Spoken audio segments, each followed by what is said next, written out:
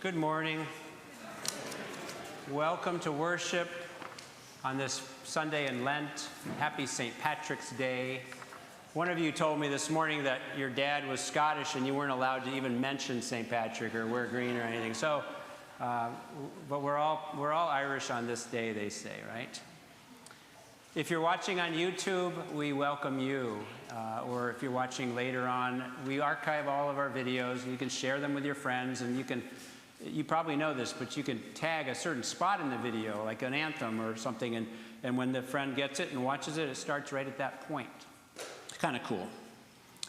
Julia and 16 others have headed to Chicago to visit Trinity United Church of Christ for their 11 o'clock service, which will go till almost 2 p.m., and then they will get some bite to eat and come home. It should be a wonderful time for them down in Chicago. Thank you to Gerald and Leanna for serving as the lay reader today. Thank you, Handbell Choir, for your anthem. Today is the one great hour of sharing in many churches. I think it started last Sunday in some churches. We'll be receiving one great hour of sharing for the next few weeks. And there'll be a short video about that today. There is a brochure in many of the pew racks called Share the Light. And it's the 75th anniversary of the churches getting together to help support projects for disaster relief and the needs of the world. You'll see that we're looking for Easter sponsors for flowers. And for $15, you can get a flower in memory of a loved one, and we'll have it on our altar and can share that with others after the Easter service in a couple of weeks. Thank you for Danielle and Andy for doing coffee hour today. The names are not in the bulletin, but we invite you to stay in Lucas Hall for some fellowship after the service. And Carlin, welcome after a very busy 10 days. You can say hi and give us a little update on your ministry this week. Good morning. Good morning. I just wanted to take a second to say thank you to this congregation, especially for your welcoming of 2911 over the past 10 days. Their experience in Sheboygan was fantastic, and it had everything to do with this congregation. Thank you for your donations. Thank you for the food. Thank you for your hospitality. Thank you for everything. The culminating concert on Friday night at the Weil Center was absolutely amazing. And I know they are extremely touched by the graciousness of the people in Sheboygan. They've learned a lot, and I know the people of Sheboygan community have learned a lot from them as well. So thank you very much for all that you guys have done. Thank you, Carl. And the 2911 Choir is back in Minneapolis, and they're leading worship in a Lutheran church in the Twin Cities this morning. So no rest for the weary. The theme today will be on creativity. And so to that end, I'd like to join with you in the responsive greeting here. May the God of creation be with you and also with you. Please stand and greet one another with a word of encouragement.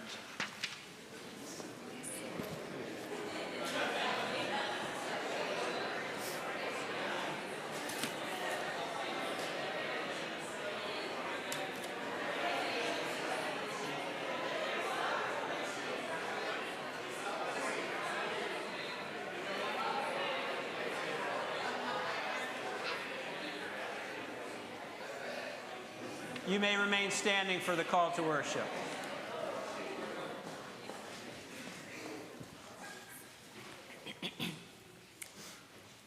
God of surprises and wonders, we are all too often rigid people who live in a closed-minded world.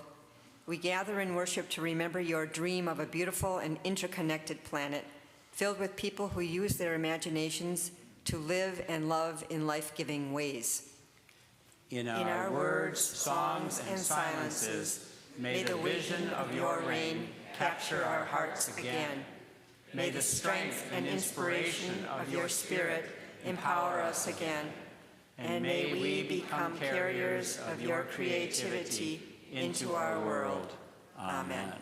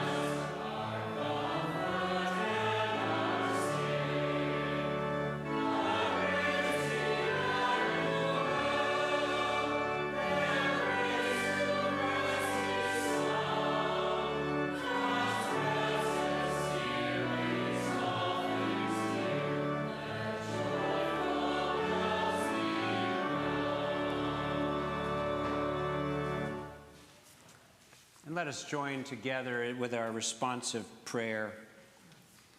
O creative one, as we look around the world, we are in awe of such diversity, from the flowing waters to the jagged mountains, the smallest ants to the biggest whales. Your creativity is endless, God. We experience textures, colors, sounds, and smells enough to overwhelm our senses. You paint the sky with unlimited sunsets. Birds sing endless songs. We have access to a lifetime of new experiences, God. But sometimes our days are filled with too many to-dos, too many demands, and we miss the wonderful moments, all that is beautiful and breathtaking. I invite you to be seated. Let us pause for a moment of silence. Let us examine our daily routine and how often we are aware of the miraculous creativity around us.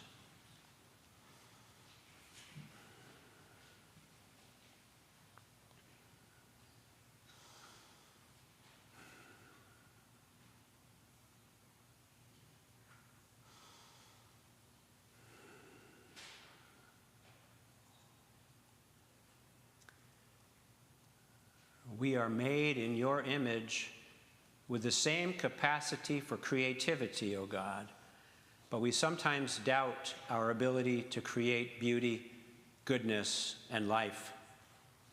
We don't want to be those who are too busy to notice beauty or too concerned to create.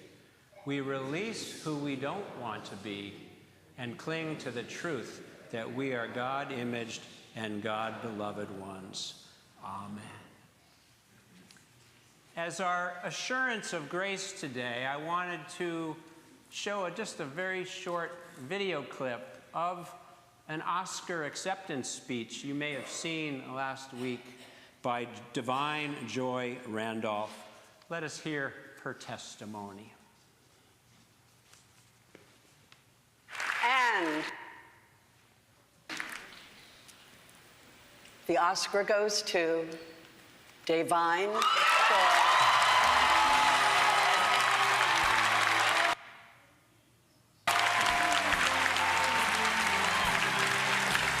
This is the first Oscar win and nomination for Divine Joy Randolph.